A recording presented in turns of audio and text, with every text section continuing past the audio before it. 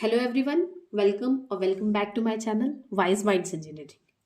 आज हम लोग पढ़ेंगे rural development administration and planning की third unit, panchayati raj and rural administration. हमारा फर्स्ट टॉपिक है structure of Panchayati Raj institution in India. It is a system of local self government of villages in rural India. Panchayati Raj institution क्या है? ये system है local self government का village areas में India के।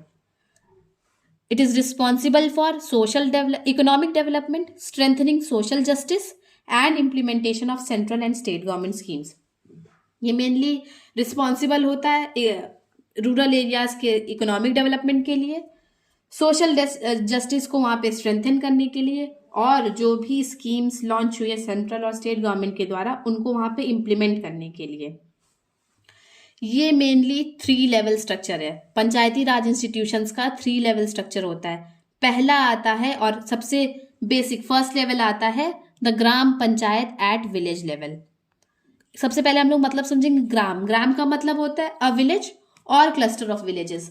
मतलब एक विलेज भी हो सकता है या फिर एक से ज्यादा भी विलेज का ग्रुप हो सकता है। Gram is divided into minimum of 5 constituencies. इसमें क्या होता है, एक ग्राम को मिनिमम 5 कॉन्स्टिट्यूएंसीज में डिवाइड करते हैं depending on the number of voters, और हर कॉन्स्टिट्यूएंसी में एक मेंबर इलेक्ट होता है और फिर उन सारे मेंबर्स को मिलाकर हम लोग ग्राम पंचायत बनाते हैं। तो अब हम लोग रीड करेंगे, gram panchayat is divided into minimum of 5 constituencies depending upon the number of voters. From each constituency 1 member is elected. Body of these elected members is called gram panchayat. फिर नेक्स्ट लेवल होता है ब्लॉक लेवल और पंचायत समिति। ये भी एक तरीके से रूरल लोकल गवर्नमेंट है मगर तहसील लेवल पे या फिर बोल सकते हैं इंटरमीडिएट लेवल पे। फिर लास्ट लेवल है हमारा जिला परिषद एट डिस्ट्रिक्ट लेवल। ये जिला परिषद है, डिस्ट्रिक्ट लेवल पे होता है। इसके बहुत सारे और भी नाम है जैसे जिला पंचायत, डिस्ट्रिक्ट काउंसिल, मंडल परिषद, डिस्ट्रिक्ट पंचायत, और ये third tier of Panchayati Raj system. ये फर्स्ट ईयर था, फिर उसके बाद सेकेंड टीयर पंचायत समिति थी, फिर थर्ड टीयर है हमारा जिला परिषद। ये डिस्ट्रिक्ट लेवल पे फंक्शन करती है।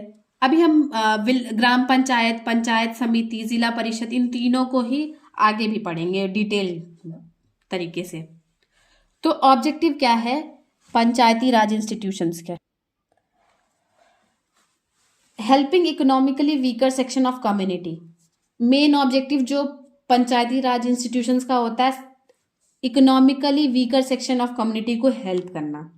Development of local resource including utilization of man power.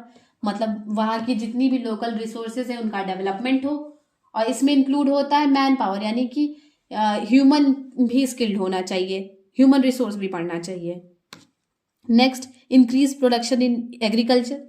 ये पंचायती राज इंस्टीट्यूशन की फर्स्ट प्रायोरिटी है, एग्रीकल्चर को में प्रोडक्शन इंक्रीज करना।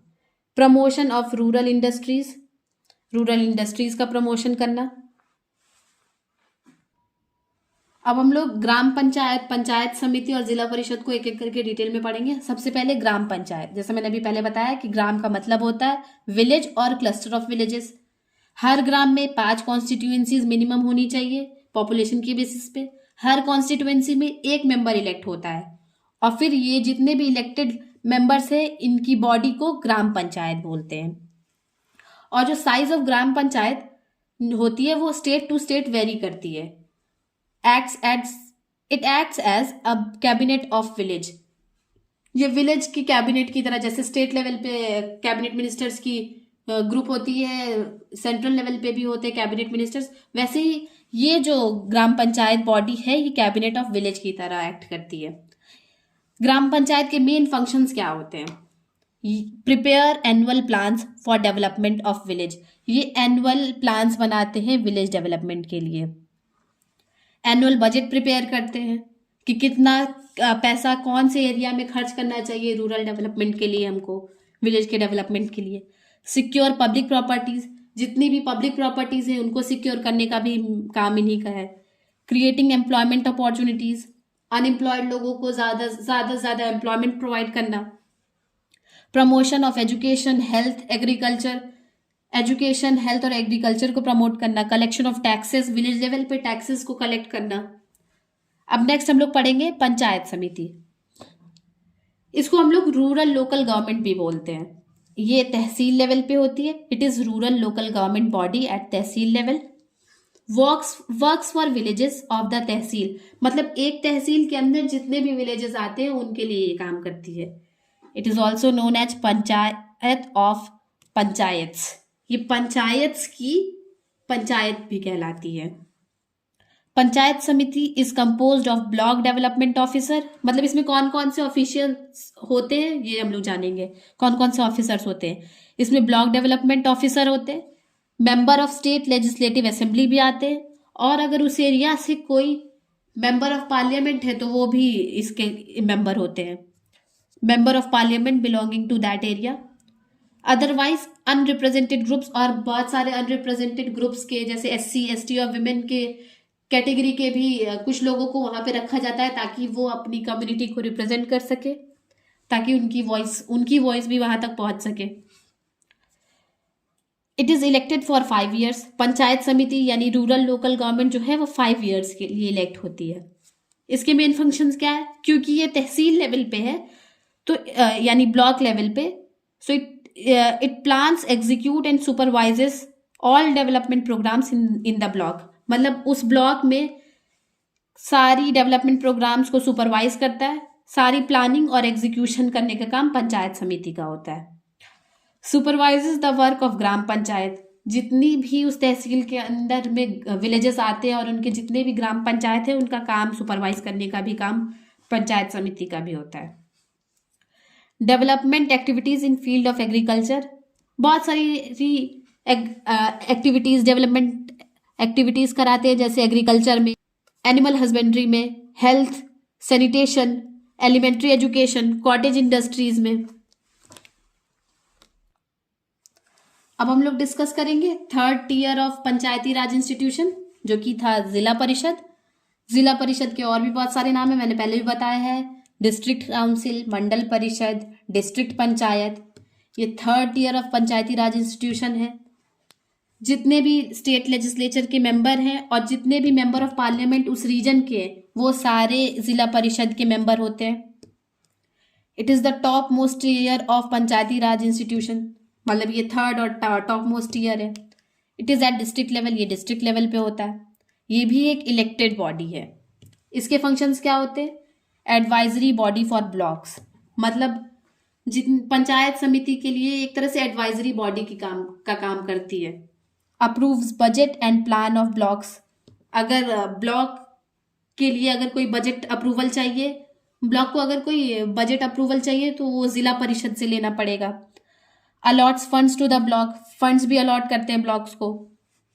Responsible for secondary education, secondary education के लिए जैसे एलिमेंट्री एजुकेशन के लिए पंचायत समिति रिस्पॉन्सिबल है, वैसे ही सेकेंडरी एजुकेशन के लिए जिला परिषद रिस्पॉन्सिबल है। तो अब हम लोग पढ़ेंगे emergence of Panchayati Raj system, मतलब पंचायती राज सिस्टम कैसे ओरिजिनेट हुआ और कैसे कैसे इमर्ज हुआ।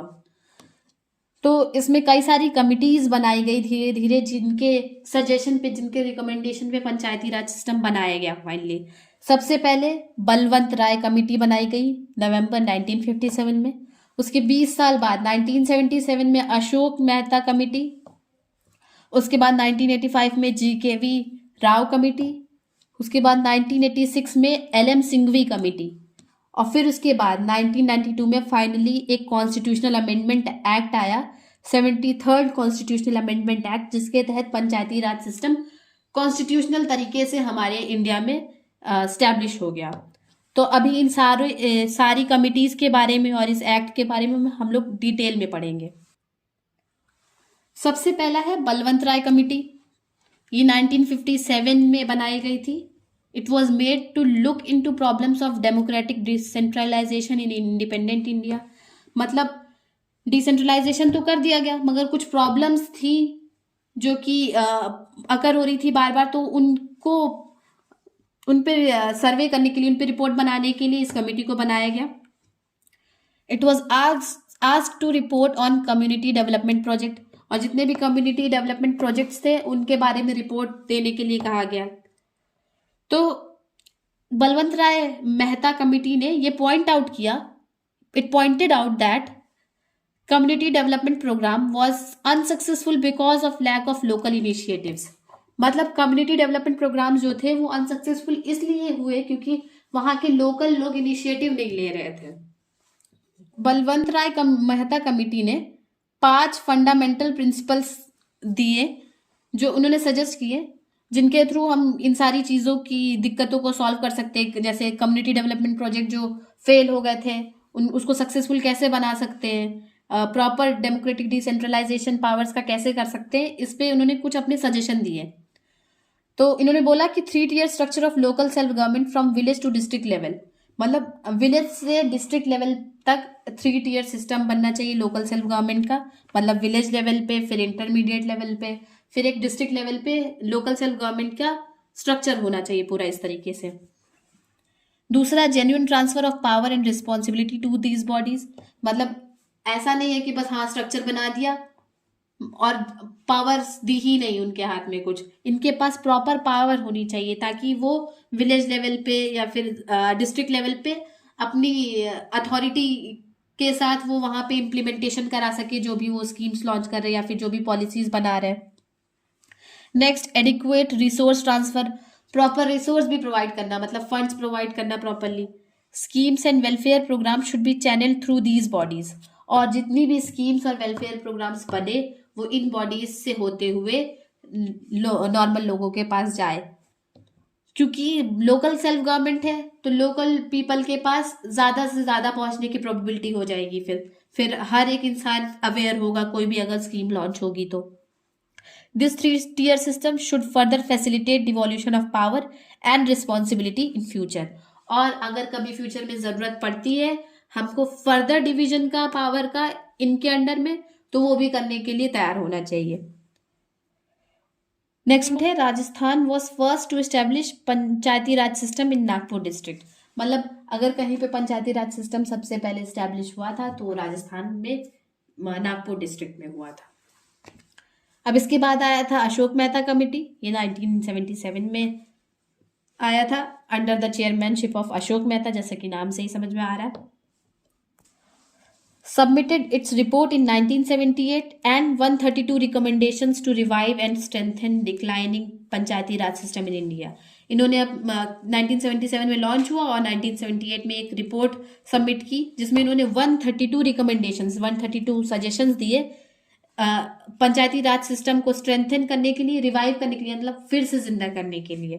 तो मेन रिकमेंडेशंस क्या थे इसमें कि वही चीज, इनमें इन्होंने क्या कहा कि 3 tier should be replaced by 2 tier, मतलब कि जो 3 tier सिस्टम है उसको अब 2 tier सिस्टम में कर देना चाहिए। एक जिला परिषद यानी कि डिस्ट्रिक्ट लेवल पे और एक Mandal panchayat group of villages के लेवल पे।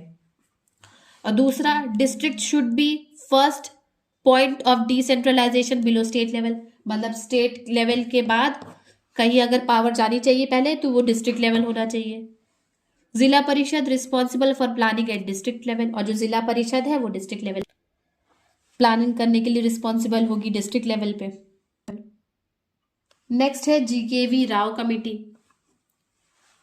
It was made to review the existing administrative arrangement for rural development. जो भी एग्जिस्टिंग एडमिनिस्ट्रेशन था उस टाइम पे रूरल डेवलपमेंट के लिए, उसको रिव्यू करने के लिए इसको बनाया गया था। It recommended proper decentralization of power, वही चीज की इन्होंने भी यही रिकमेंड किया कि प्रॉपरली डिसेंट्रलाइजेशन होना चाहिए तीनों level of Panchayati Raj system में, सिर्फ नाम के लिए नहीं होना चाहिए। Election of Panchayati Raj system should be held regularly, regular basis पे पंचायती राज सिस्टम का इलेक्शन होना चाहिए। नेक्स्ट के बाद थी LM Singhvi committee. It recommended constitutional recognition, protection and preservation of Panchayati Raj institutions. इन्होंने रिकमेंड किया कि पंचायती राज इंस्टीट्यूशन को एक कॉन्स्टिट्यूशनल रिकॉग्निशन मिलनी चाहिए, मतलब कॉन्स्टिट्यूशन में ऐसे प्रोविजन होने चाहिए जिससे पंचायती राज इंस्टीट्यूशन को रिकॉग्निशन मिले। Suggested constitutional provision to ensure regular, free and fair election of Panchayati Raj bodies. ये भी सजेस्ट किया कि कॉन्स्टिट्यूशन में प्रोविजन होना चाहिए जिसके अंतर्गत जिसमें ये लिखा हो कि रेगुलर, फ्री और फेयर इलेक्शन होनी चाहिए पंचायती राज बॉडीज की। उसके बाद इस्टेब्लिशमेंट ऑफ न्याय पंचायत के बारे में भी इन्होंने सजेस्ट किया कि न्याय पंचायत इस्टेब्लिश होना चाहिए। More financial resources for village panchayat के लिए ज़्यादा से ज़्यादा मतलब और ज़्यादा फाइनेंशियल रिसोर्सेज प्रोवाइड करें, क्योंकि जितने फाइनेंशियल रिसोर्सेज ये प्रोवाइड कर रहे हैं वो सफिशिएंट नहीं है। क्योंकि एल.एम. सिंघवी ने कॉन्स्टिट्यूशनल रिकॉग्निशन की बात की थी, तो इसी वजह से नेक्स्ट आया हमारे पास 73rd amendment act in 1992। It added new part 9th to the constitution. इसमें इस अमेंडमेंट एक्ट के तहत 9th पार्ट ऐड किया गया कॉन्स्टिट्यूशन में। ऑल्सो 11th शेड्यूल ऐड किया गया, जिसमें 29 फंक्शनल आइटम्स पंचायत सिस्टम के बारे में बताए गए। इसके मेन फीचर्स क्या क्या थे? ऑर्गेनाइजेशन ऑफ ग्राम सभाज, ग्राम सभा का प्रॉपर ऑर्गेनाइजेशन कैसे होना चाहिए ये बताया गया। 3 tier PR स्ट्रक्चर बोला गया बनाने के लिए, मतलब वही 3 लेवल का पंचायती राज स्ट्रक्चर बनना चाहिए। वही विलेज एक ग्राम लेवल पे, फिर उसके बाद एक मिड लेवल पे यानी तहसील लेवल या फिर ब्लॉक लेवल पे, और तीसरा जिला परिषद यानी कि डिस्ट्रिक्ट लेवल पे। All post at all levels should be filled with direct elections, मतलब हर लेवल के हर पोस्ट के लिए डायरेक्ट इलेक्शंस हेल्ड होने चाहिए। Minimum age of contestant of election of Panchayati Raj institution should be 21 years, मतलब अगर कोई पंचायती राज इंस्टीट्यूशन में इलेक्शन के लिए खड़ा हो रहा है कि मैं किसी पोजीशन के लिए इलेक्शन के लिए खड़ा हो रहा है, तो उस कैंडिडेट की मिनिमम एज 21 ईयर्स होनी चाहिए। रिजर्वेशन प्रोवाइड होनी चाहिए शेड्यूल कास्ट, शेड्यूल ट्राइब के लिए in proportion of population. 1/3 seats women के लिए रिजर्व्ड होनी चाहिए। State election commission to be setup to conduct elections of Panchayati Raj institution, state level पे इलेक्शन कमीशन सेटअप होना चाहिए जो कि पंचायती राज इंस्टीट्यूशन के इलेक्शंस को कंडक्ट करा सके। और जो भी टेन्योर होगा पंचायती राज इंस्टीट्यूशन का वो 5 ईयर्स का होगा। इफ डिसॉल्व, अगर डिसॉल्व हो जाए वो पंचायती राज इंस्टीट्यूशन के जो भी गवर्नमेंट है, तो फिर 6 मंथ के अंदर अंदर फिर से इलेक्शन हेल्ड होना चाहिए। अब हम लोग पढ़ेंगे रूरल फाइनेंस इन इंडिया। 2 तरह के रूरल फाइनेंस होते हैं इंडिया में। पहला ऑर्गेनाइज्ड या फिर उसको फॉर्मल सेगमेंट बोल सकते हैं, और दूसरा अनऑर्गेनाइज्ड या फिर इनफॉर्मल सेगमेंट। फॉर्मल सेगमेंट में वो सारे ऑफिशियल ऑर्गेनाइजेशंस आती है, जैसे रिजर्व बैंक ऑफ इंडिया हो गया, नाबार्ड हो गई, रीजनल रूरल बैंक RRB हो गई, land development bank LDB, state cooperative bank, central cooperative bank, life insurance commission, post office saving bank. और वैसे ही अनऑर्गेनाइज्ड और इनफॉर्मल सेगमेंट में सारे इनफॉर्मल आ गए, जैसे relatives and friends, money lenders, traders and commission agents, ये भी तो फंड्स प्रोवाइड करते हैं हमको। तो अब इसमें से हम लोग पढ़ेंगे RBI के बारे में। तो ये एक सेंट्रल बैंक है इंडिया का, और ये रेगुलेटरी बॉडी है जो कि ministry of finance government of India के अंदर आती है। It is a central bank of India. It is a regulatory body under the jurisdiction of ministry of finance and government of India. Next हम लोग पढ़ेंगे नाबार्ड, जिसका फुल फॉर्म है national bank for agriculture and rural development. ये एक apex regulatory body है regional rural banks की, यानी जितने भी रीजनल रूरल बैंक्स होते हैं उन सब में ये टॉप पे है। It is a apex regulatory body for regulation of regional rural banks under jurisdiction of ministry of finance. RBI की तरह ये भी मिनिस्ट्री ऑफ फाइनेंस के अंतर्गत आती है। Deals with credit related issues linked with rural development. Rural development से related जितने भी क्रेडिट रिलेटेड इश्यूज होती है उनसे डील करता है नाबार्ड। उसके बाद है रीजनल रूरल बैंक्स। इनका मेन काम होता है रूरल क्रेडिट को स्ट्रेंथन करना। It strengthens flow of rural credit, functions as a commercial bank. ये एक नॉर्मल कमर्शियल बैंक की तरह काम करते हैं, मतलब लोन्स प्रोवाइड करते हैं, चाहे फिर वो शॉर्ट टर्म हो या फिर लॉन्ग टर्म हो. It grants short and long term loans directly.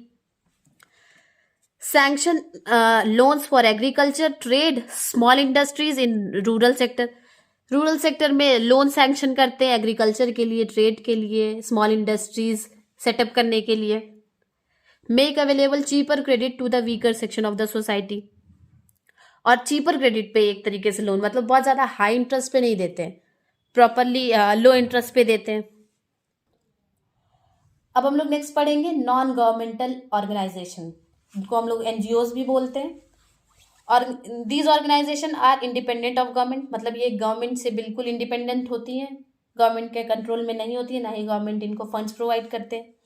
Typically non profit organisation होती है ये, मतलब सोशल इश्यूज पे काम करती है मेनली, और नॉन प्रॉफिट ऑर्गेनाइजेशन होती है. इन ऑर्गेनाइजेशन को कुछ प्रॉफिट नहीं मिलता है. तो need of NGOs in the field of rural development in India. India में रूरल डेवलपमेंट के लिए एनजीओ की क्या नीड है, तो क्या ज़रूरत है हमको. सबसे पहला, poverty elevation and economic empowerment के लिए ये बहुत ज़्यादा ज़रूरी होती है, पावर्टी हटाने के लिए और इकोनॉमिक एम्पावरमेंट करने के लिए रूरल एरियाज़ में. Promoting sustainable agriculture and food security, agriculture का प्रोडक्शन सस्टेनेबल तरीके से हो, ये भी ये प्रमोट करता है. Enhancing access to education and health care, सभी को एजुकेशन और हेल्थ केयर का एक्सेस हो, सभी के पास एजुकेशन पहुँचे, हेल्थ केयर पहुँचे. इंफ्रास्ट्रक्चर डेवलपमेंट करने में हेल्प करती है रूरल एरियाज़ में. विमेन एम्पावरमेंट और जनरल इक्वालिटी मेंटेन करने में हेल्प करती है ये एनजीओज. डिजास्टर प्रिपेयर्डनेस, मतलब लोगों को नेचुरल कैलामिटीज और नेचुरल डिजास्टर के लिए ये प्रिपेयर करती है, अवेयर करती है कि अगर कोई नेचुरल कैलामिटी होती है तो कैसे रिएक्ट करना चाहिए. अब एक टॉपिक है self help groups, SHGs. These are the informal association of people who choose to come together to find ways to improve their living conditions. ये एक तरीके से इनफॉर्मल एसोसिएशन है लोगों का, जो कि एक साथ आते हैं अपने मन से, अपनी मर्जी से एक साथ आते हैं, एक ग्रुप बनाते हैं ताकि वो अपनी अपनी लिविंग कंडीशन को इम्प्रूव कर सकें. इसीलिए इसका नाम सेल्फ हेल्प ग्रुप है. इसमें लोग खुद ही खुद की हेल्प करने के लिए एक ग्रुप फॉर्म करते हैं. Function of self help group क्या होता है. Income generation for the poor, जो पुअर लोग पीपल होते हैं उनको एक तरीके से इनकम जनरेशन में हेल्प करते हैं. Access to bank for poor, poor people को बैंक का एक्सेस देते हैं. सोशल अपलिफ्टमेंट में हेल्प करता है. विमेन एम्पावरमेंट में हेल्प करता है, विमेन की कंडीशन अच्छी करने में हेल्प करता है. वॉइस टू मार्जिनलाइज सेक्शन, जो मार्जिनलाइज सेक्शन के लोग हैं उनके लिए भी वॉइस बनते हैं. Provide employment opportunities, employment opportunities provide करता है. कुछ वीकनेसेस होती है सेल्फ हेल्प ग्रुप्स की, तो वो क्या होती है. Member of group do not comes necessarily from the poorest. हालांकि होता तो इसलिए ताकि पुअर पीपल इसका फायदा उठा सके, मगर जो member of self help group होते हैं वो मेनली पुअर पीपल होते ही नहीं है, यानी उन तक ये सब पहुंचता ही नहीं है. लैक ऑफ रिसोर्सेज, रिसोर्सेज की बहुत ज़्यादा कमी होती है. heavily dependent on their promoter. lack of government assistance, government की कोई हेल्प नहीं मिलती है. तो यहीं पे हमारी यूनिट 3 खत्म होती है. This is all about unit 3. Thank you everyone. If you like the video, please hit the like button, share with your friends and subscribe to my channel for more such videos. Thank you.